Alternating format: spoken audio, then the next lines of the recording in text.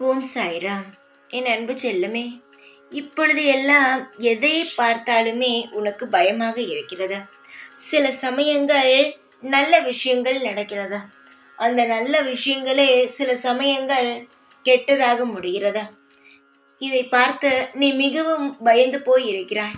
எதை தான் செய்ய போகிறோம்? எப்படித்தான் இந்த உலகத்தில் வாழப் போகிறோம்? நல்லது என்று செய்கிறோம், ஆனால் அது ஏன் கெட்ட விஷயமாக மாறுகிறது என்று நினைக்கிறார்.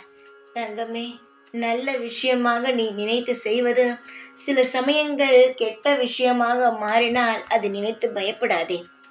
எல்லாவற்றையும் ஒரு பாடமாக எடுத்துக்கொள். எல்லாவற்றையும் பாடமாக எடுத்துக்கொள் என்று சொல்கிறீர்களே சாயி, அப்பொழுது எப்பொழுதுதான் நல்லது நடக்கும் என்று நீ கேட்கலாம்.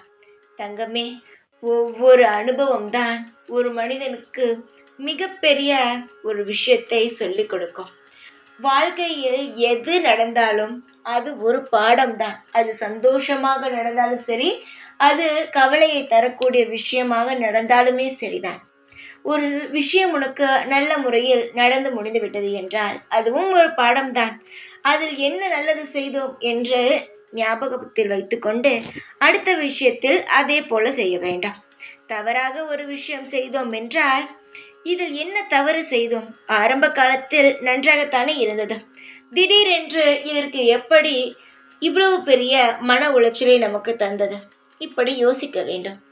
வாழ்க்கையில் யோசித்து யோசித்து செய்தால்தான் வாழ்க்கையில் எல்லாமே நல்ல முறையில் நடக்கும்.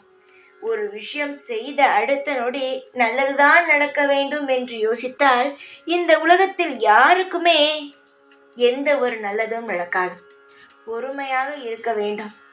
வாழ்க்கை என்ன தருகிறதோ அதை ஏற்றுக்கொள்ள வேண்டும்.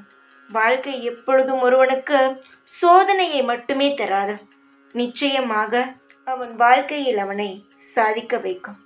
உனக்கும் தான் வாழ்க்கையில் உன்னை சோதிக்காது, ஆனால் நிச்சயமாக ஒரு நாள் சாதிக்க வைக்கும். அதற்கு நான் பொறுப்பு. என்னை எப்பொழுதுமே நீ நம்பலாம், ஆனால் உனக்கென்ன, என்னை நம்பவே பயமாக இருக்கிறது. இவர் சொல்வார், ஆனால் செய்ய மாட்டார் என்ற ஒரு எண்ணம் உன் மனதுக்குள் இருக்கிறது. முதலில் என்னை நம்புங்கள், அதற்கு பிறகு அனைத்தையுமே நம்பலாம்.